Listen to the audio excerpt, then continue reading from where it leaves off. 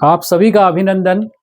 आज हमें भाई धर्मपाल जी, धर्मेंद्र जी, हाँ, तो उन्होंने जो अपना द्वार घर के खोले हैं हम लोगों के लिए कि हम आके उनके साथ संगति करें और परमेश्वर के वचन को देखें और आराधना का भी हमें जो सुंदर अवसर दिया, आराधना कर पाए, इसलिए भी हम प्रभु को धन्यवाद देते हैं।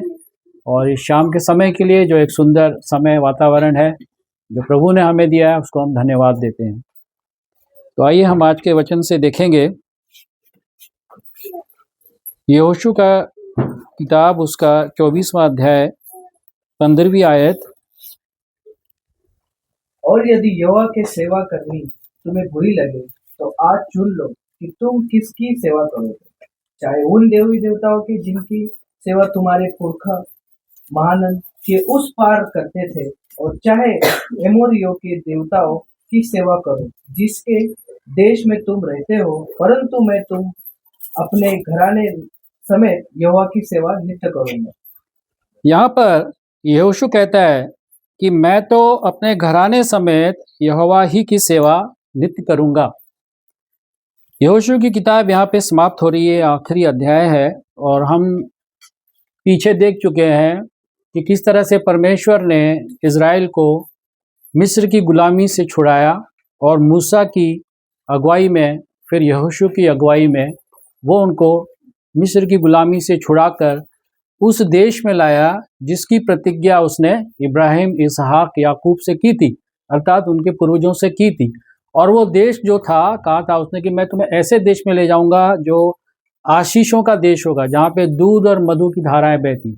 मतलब एक फर्टाइल लैंड वो उसने उनको दिया, एक उपजाऊ भूमि उनको दी और उनको उसने आशीषित कर दिया।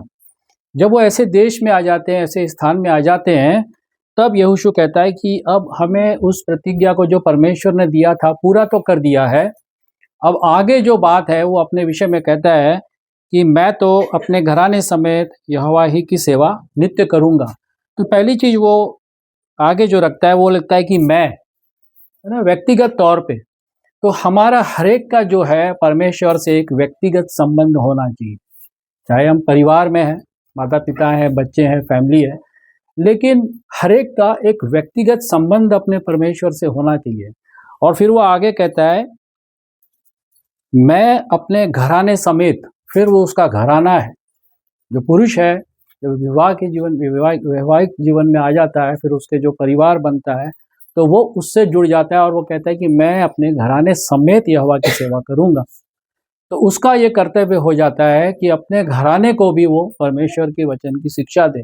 तो एक जो परिवार मसीह में आ जाता है, मसीह घर हो जाता है, जब उसका उद्धार हो जाता है, उसने प्रभु यीशु मसीह को अपने जीवन का मुक्तिदाता, उद्धारकर्ता स्वीकार कर लिया है, अब आगे क्या यहीं रुक जाए? क्योंकि उद्धार तो हो गया है, पापों की क्षमा मिल गई है, अनंत काल के जीवन का आश्वासन भी उससे हमें मिल गया है।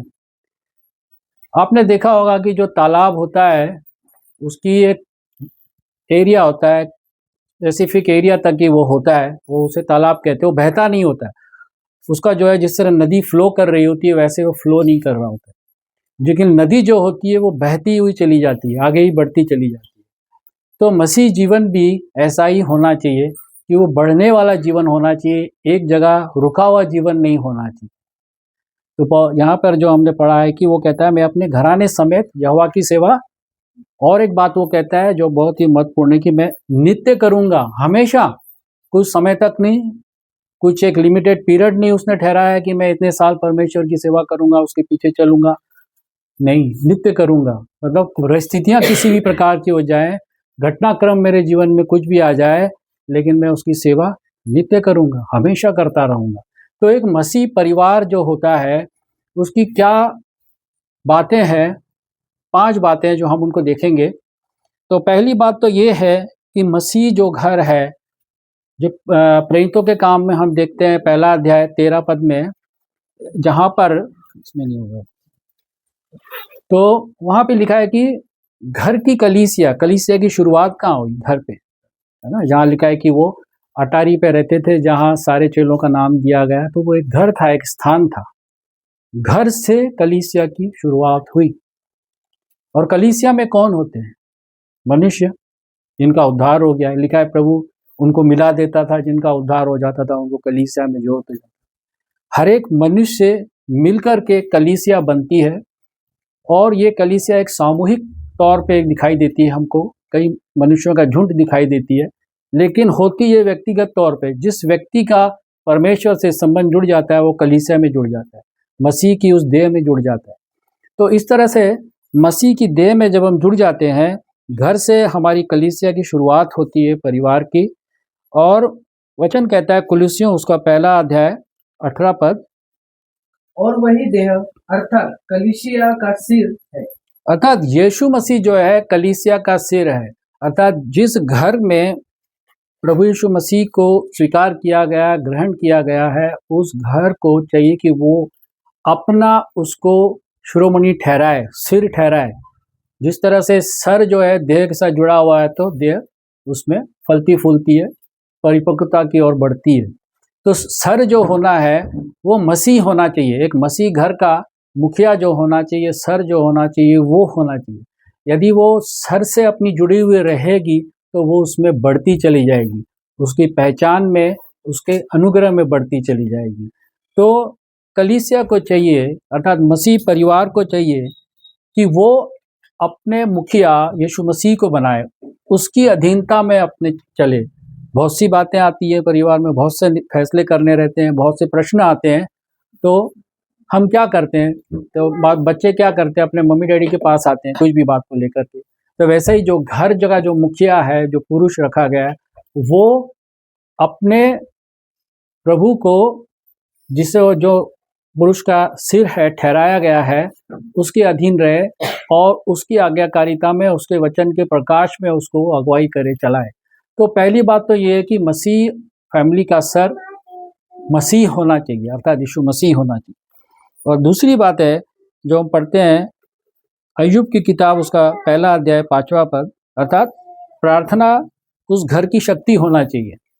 और जब जब यमुना के दिन पूरे हो जाते तब तब अय्यूब उन्हें बुलावा करके पवित्र करता और बड़ी भोर उठकर उसकी गिनती के अनुसार होम बलि चढ़ाता था। अब यहाँ पर अय्यूब के लिए लिखा गया है कि वो अपने बच्चों के लिए होम बलि चढ़ाता था। उसे डर होता था, या वो सोचता था कि मेरे बच्चों ने कहीं कुछ गलत ना कर दिया हो, तो उनकी माफ़ी के लिए, उनकी क्षमा के लिए वो सेक्रीफाइस करता था। और वो प्रार्थना करता था ईश्वर से कि पिता, अगर कोई गलती हो तो तू मेरे बच्चों को क्षमा कर। अपने घराने के लिए प्रार्थना करने वाला होना चाहिए पुरुष। तो मसीह घर में प्रार्थना होनी चाहिए। जब हम पढ़ते हैं लेविटिकस उसका 6वां अध्याय 13वीं आयत, वेदी पर आग लगातार जलती रहे। वेदी पर आग लगातार, है ना, लगातार जलती रहे। जो वेदी दी गई थी, जो मूसा को मंदिर का नक्शा दिया गया था, क्या क्या बातें होनी चाहिए, जो उसमें एक वेदी थी और उस पर लिखा है आग हमेशा जलती रहे। याजकों को उस आग को जलाए रखना पड़ता था। इस आग को जलाए रखने के लिए ईंधन की आवश्यकता होती थी, और वो था ईंधन लकड़ी। तो ये जो परिवार में जो प्रार्थना की वेदी है, ये सदा जलती रहे। प्रेयर जो है हमारी एक उस वेदी के ऊपर आग के समान है, जो हमें सरगर्म रखती है अपने परमेश्वर से जुड़े रहने में, उसके वचन को समझने में। यिर्मयाह की किताब उसका 33 अध्याय 3 में लिखा है कि मुझसे प्रार्थना कर, जो बातें बहुत कठिन है, जो तुझे समझ नहीं आती, मैं तुझे बताऊंगा। कई बातें हमारे पास आती हैं, जो सवाल हमारे मन में आते हैं, हम उसका जवाब खोजते हैं, हमें नहीं मिलता।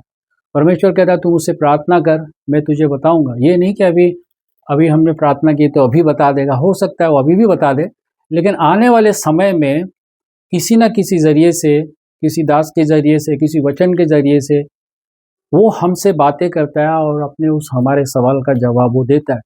और वो चाहता है कि उसके लोग जो है, एक मसीह परिवार जो है, वो प्रार्थना करने वाला परिवार बन जाए। मसीह परिवार की जो मसीहत की जो शक्ति है वो यही प्रार्थना है। प्रार्थना से ही यीशु मसीह ने शुरुआत की और प्रार्थना से ही यीशु मसीह ने क्रूस पे अंत किया। तो प्रार्थना एक मसीह का जीवन होता है, और प्रार्थना एक मसीहत की, या क्या कह रहे हैं, मसीह जीवन की श्वास है, सांस है। जिस तरह एक व्यक्ति जिंदा रहता है, उसके शरीर में उस सांस लेता रहता है और उसे जीवित रहता है, जिस दिन उसकी सांस बंद हो जाती है वो डेथ हो जाती है उसकी। तो वैसा ही आत्मिक जीवन है, हमारा आत्मिक जीवन प्रार्थना से बना रहता है, उस वेदी के समान जो सदा जलती रहती है परमेश्वर के भवन में। तो बराबर उसके हुजूरी में जाना, उसके चरणों में बैठ के दुआ करना, उसके कलाम को पढ़ना, ये हमें उससे बनाए रखने, जोड़ने में मदद करता है। तो एक परिवार को चाहिए कि वो अपने परिवार में, एक फैमिली में, उसकी एक पारिवारिक वेदी होनी चाहिए, प्रार्थना की वेदी, कि वो उस प्रार्थना के जरिए अपने परमेश्वर से जुड़ा रहे, अपने परमेश्वर से संगति बनाए रखे वचन से, और उसका परिवार एक नमूना, एक आदर्श बने समाज के लिए भी। क्योंकि मसीही परिवारों में जिस तरह से प्रार्थना होती है, ऐसी प्रार्थनाएं और जगहों पे हमें नहीं मिलती देखने, वो उनमें वो शिक्षाएं नहीं है, वो बातें नहीं है। तो मसीह परिवार को जब लोग देखते हैं कि उनमें प्रार्थनाएं होती हैं, वो अपने परमेश्वर से बराबर जुड़े रहते हैं, ये चीज़ें उन्हें प्रभावित करती हैं। तो हमारा प्रार्थना का जीवन जो होता है वो भी औरों को प्रभावित करने वाला होना चाहिए, मसीह परिवार का।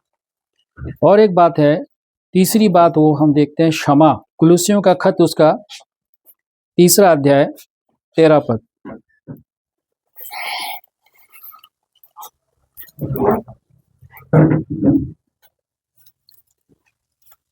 Colossians chapter 3 verse 13।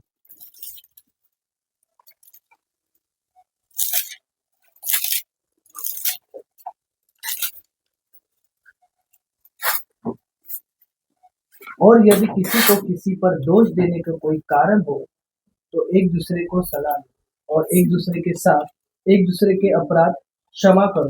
क्षमा करो। क्षमा बाइबल हमको सिखाती है कि क्षमा जो है हमारे जीवन में शांति को लाती है।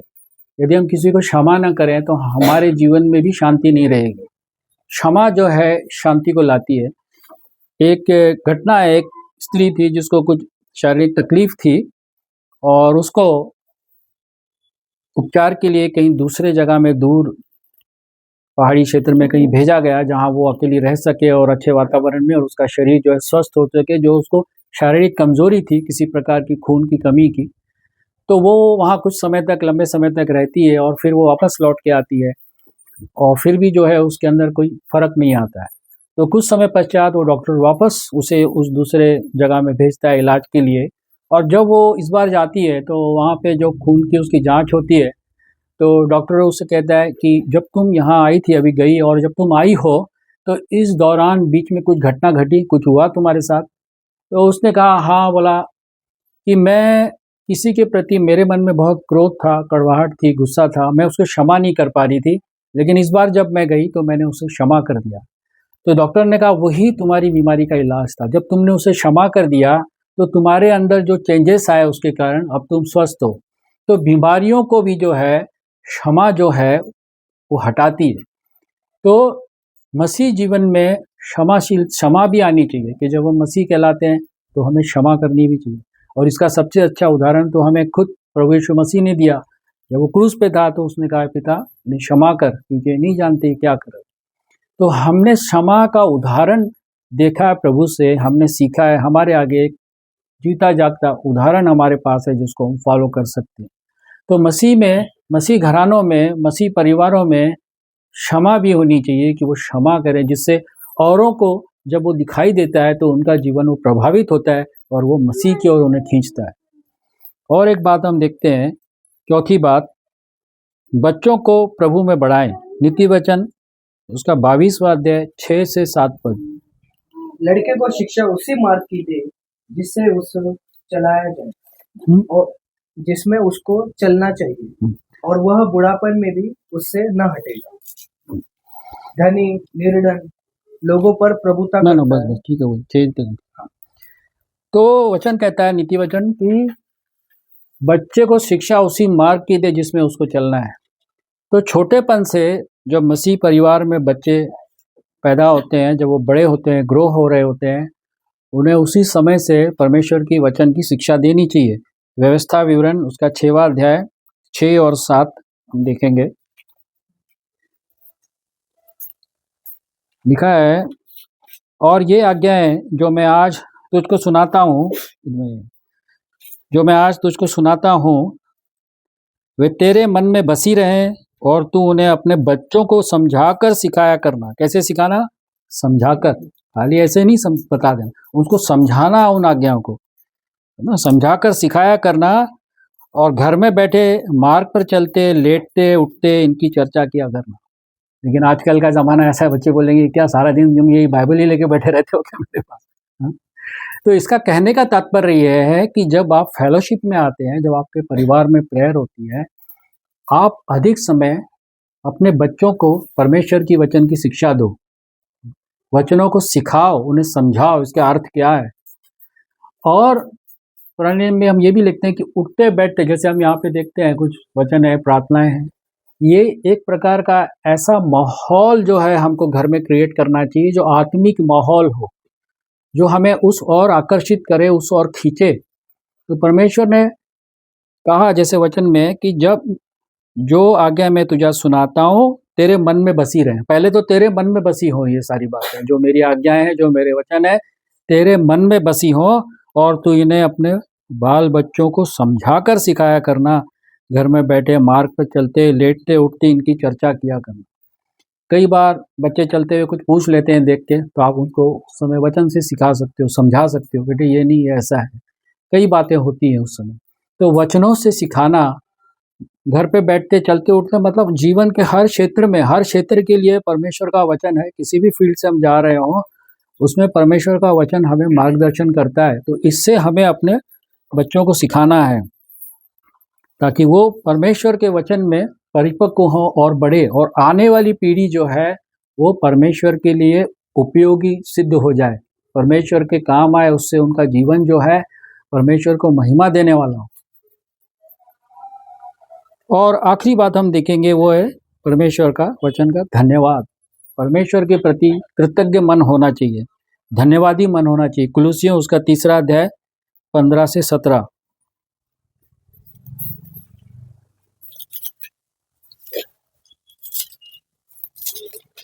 Colossians chapter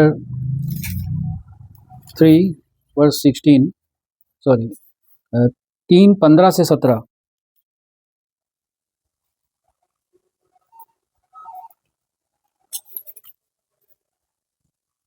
Colossians 3:15 से 17। और मसीहा की शांति, जिसके लिए तुम एक देह होकर बुलाए भी गए, और तुम्हारे हृदय में राज करे, और तुम धन्यवादी बने रहो। और तुम धन्यवादी बने रहो। परमेश्वर का वचन कहता है कि हम धन्यवादी बने रहें।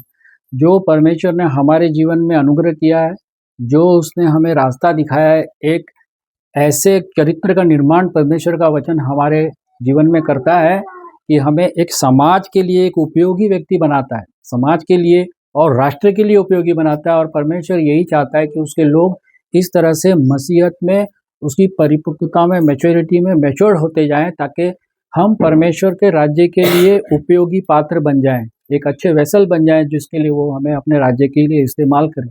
तो ये बातें घर से ही हम शुरू कर सकते हैं, और छोटे बचपन से ही बच्चों से शुरू कर सकते हैं, ताकि वो भी आने वाले समय में इस तरह से मसीह की जो देह है वो परिपक्व होती जाए, मजबूत होती जाए। हमारी जो हथियार हैं, इफिसियों का खत जिस तरह आखिरी अध्याय में कहता है, वो शारीरिक नहीं है। हमारे हथियार जो हैं प्रार्थना है, वचन है, यही हमारे हथियार है। यीशु मसीह ने किसी प्रकार का कोई हथियार नहीं उठाया, लेकिन सारे संसार पे उसकी विजय हुई है। आज भी सारा संसार उसके आगे झुकता है। तो हम प्रभु को धन्यवाद देते हैं कि हमारे मसीह जीवन को जीने के लिए जो उसने रास्ते दिखाए हैं, जो वचन से उसने हमें दिया है, उसके लिए हम उसका धन्यवाद करते हैं।